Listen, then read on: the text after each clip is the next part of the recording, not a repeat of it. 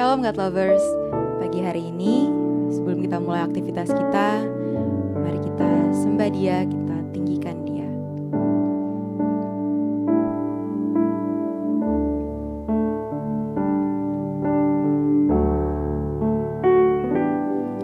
Engkau Tuhan yang setia, waktumu selalu yang terbaik. Engkau Tuhan sandaranku, dan ku hanya kan berharap padamu. Satu-satunya yang ku andalkan, satu-satunya yang ku percaya. Engkau sumber kekuatan, sumber pengharapan, sumber kedamaian. Satu-satunya yang ku andalkan, satu-satunya yang ku percaya. Engkau Tuhan memberkati, Tuhan penyembuhku, Tuhan pemulihku.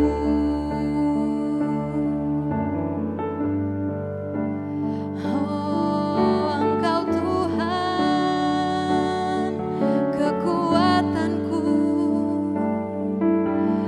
Oh, pengharapanku, sumber damaiku, kota bentengku. Kami tinggikan Engkau, Tuhan. Kami sembah Engkau.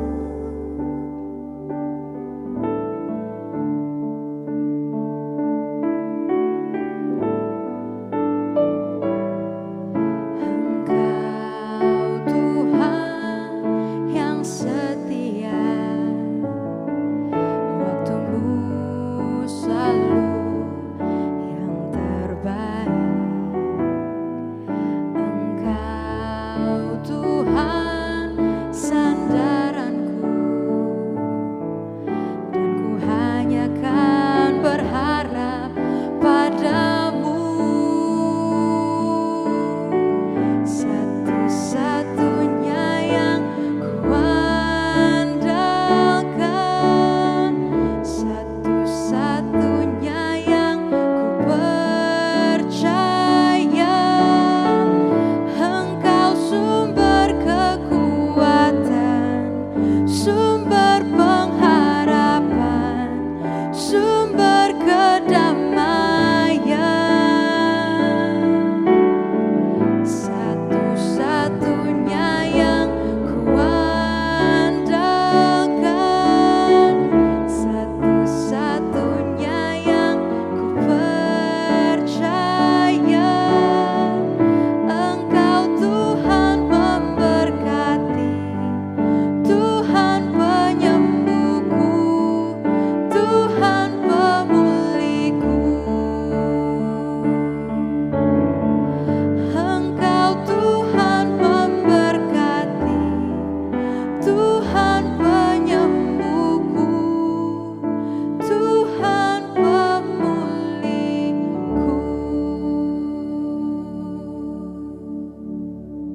Salam God Lovers dimanapun saudara berada. Kembali lagi bersama saya untuk sama-sama kita merenungkan firman Tuhan, melanjutkan tema besar kita, yaitu cara memuliakan Tuhan.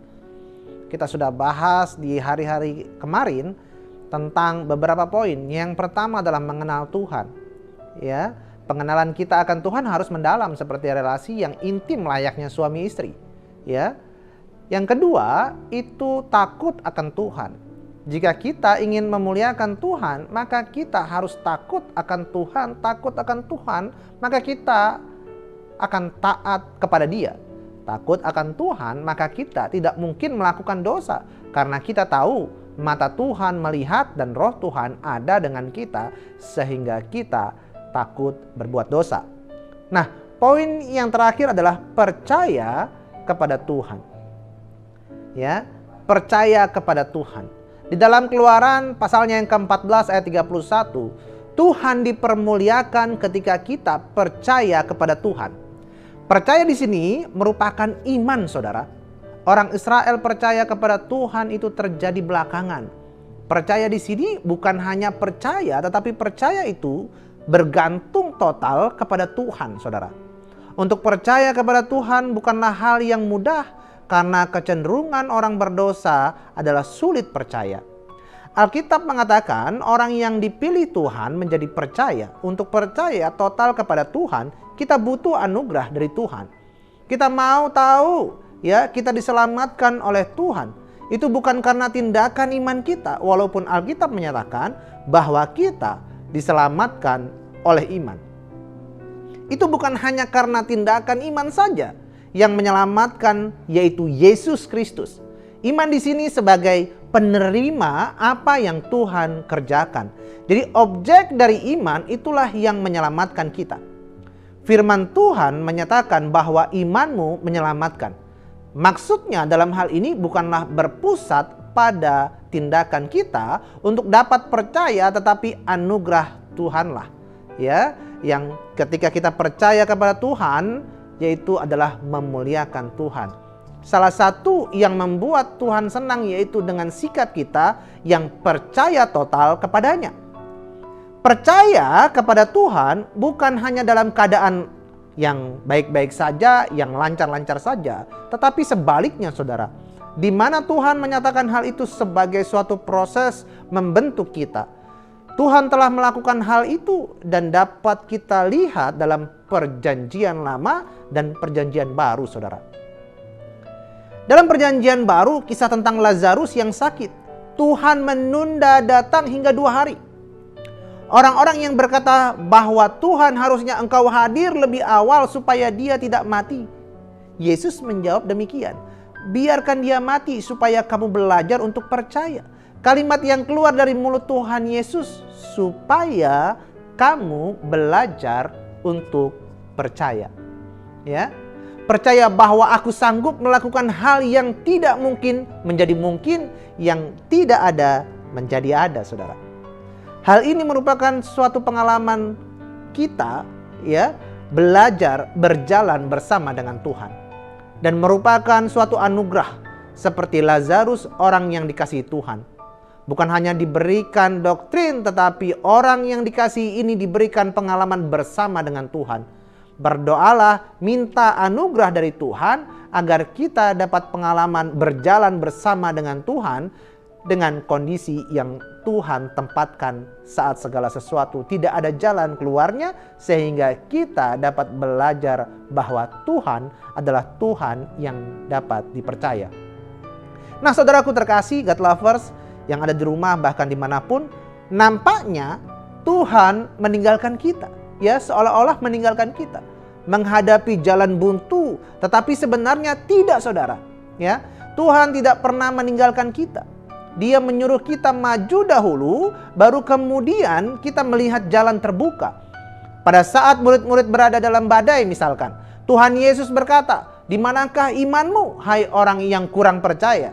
Tuhan minta mereka percaya kepadanya secara total. Tuhan sampai memberikan perintah, jangan khawatir. Akar dari kekhawatiran itu adalah ketidakpercayaan, saudara.